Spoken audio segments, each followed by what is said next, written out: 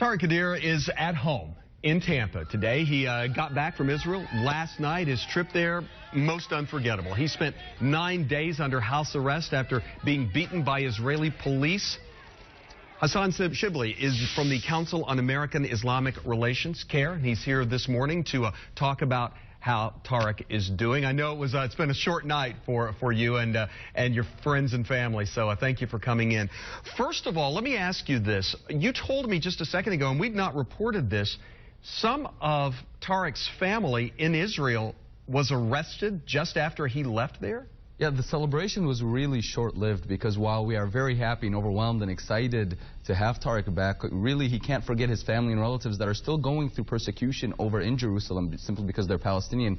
In fact, his cousins and his uncles, about 4 or 5 of them, were arrested just hours before Tariq landed into the States. It almost appeared as if the Israelis were waiting till the family left, till international media attention was off of that town for them to resume their activities. Any word on why they were arrested? Not really, none at all. I mean, in fact, what we had heard was that the Israeli military and police were heavily in that area, in Shufat, and picking up a lot of youth, people under the age of 70, a lot of teenagers, and just unfortunately arbitrarily targeting the Palestinian people in that region. And how many of his family arrested, did you say? We've confirmed at least 4 individuals right now. Wow. Well, we'll continue to follow that, I'm sure. Let's talk about him. We saw him arrive at the airport last night. The pictures we had seen, he was pretty beaten up. He's looking like he's recovering now. Yes, when I saw him, gave him a big hug and said, "Tariq, how are you doing?" He said, "It's great to be back." I said, "How are you feeling, though?" He said, "It still hurts on the inside. It really hurts on the inside." In fact, before I left him around 2 a.m., his family was getting ready to take him to the ER room to give him a full checkup immediately, and now we have some meetings coming up with some specialists as well to make sure that there's no long-term damage either. When you say he said it still hurts on the inside, do you think he meant physically, emotionally, or both? I really think it meant both. I mean, he pointed to his ribs, and when he took off his shirt, I could see the bruise marks, in fact, and I saw many of the bruise marks on his face, on his hands. Really did not look good at all. However, I think there's also a lot of trauma that he's going through on a mental level, and he was just so overwhelmed with the love and support of the hundreds of people that came to greet him. In fact, he didn't want his friends to leave. I was there, up until 2 a.m., and some of his friends had to leave. He said, no, please stay, don't leave me yet. So he was really just happy to be back with his friends and family again. What do you think, and I know it's very early to talk about this, but what do you think Tariq does with all of this now? How does he use this in his life? I really think it will make him a stronger person. Obviously, it's a very traumatic experience, but because of the love and support he's received, I think this will make him a stronger person. One of the things he told me is that, and his family members told us, really, they said this really helps us appreciate the freedom and the rights we have as Americans that very few people enjoy in the rest of the world. So I think it's really making them more proud Americans and hopefully voices for peace and tolerance to stand up against this cycle of violence, which is leading to the deaths and injury of so many innocent children. Hassan, we hated seeing this happen. You hate seeing it happen to anybody. We certainly hated seeing it happen to someone who lives here, goes to school here. But the takeaway, I think, from all of this is it certainly made all of us focus on a story, a situation, a world away that we may not really think about all that often.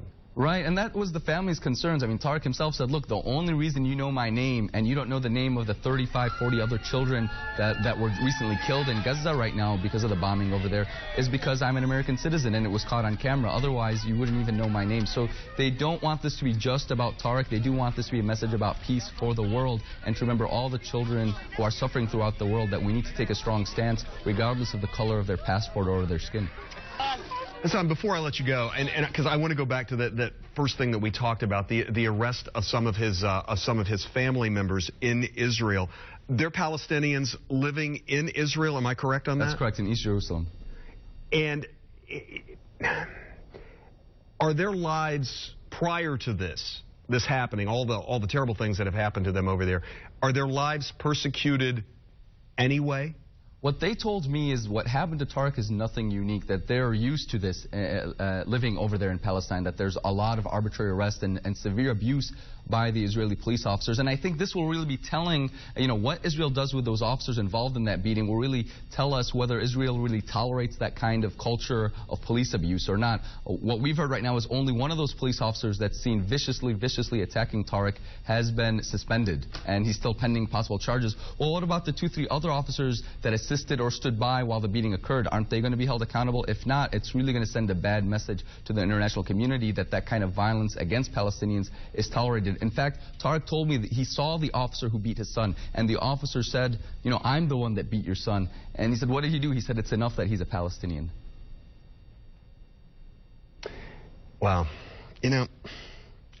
It's hard for us to understand here that kind of hate.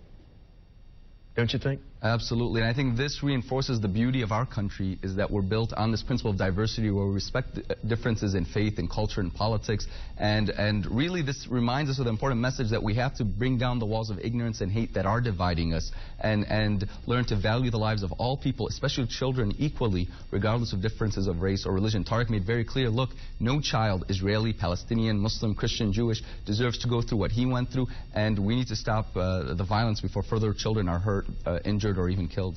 At the same time, we're getting info this morning that the temporary ceasefire that was in place that the UN had asked for ended because some rockets from Gaza went into Israel. So I mean, there's a lot of hatred on both sides over there, isn't there? It's unfortunate, but we must remember that in the past few days, about 1 Israeli has been killed, and that's one too many, of course. But 200 Palestinians have been blown up by U.S.-funded missiles, unfortunately, and about 4 out of 5 of those, according to the UN, have been civilians. Just yesterday, 4 children were blown up on the beach by the Israelis. I mean, Israel really must take initiative to stop this bloodshed, because way too many civilians are dying.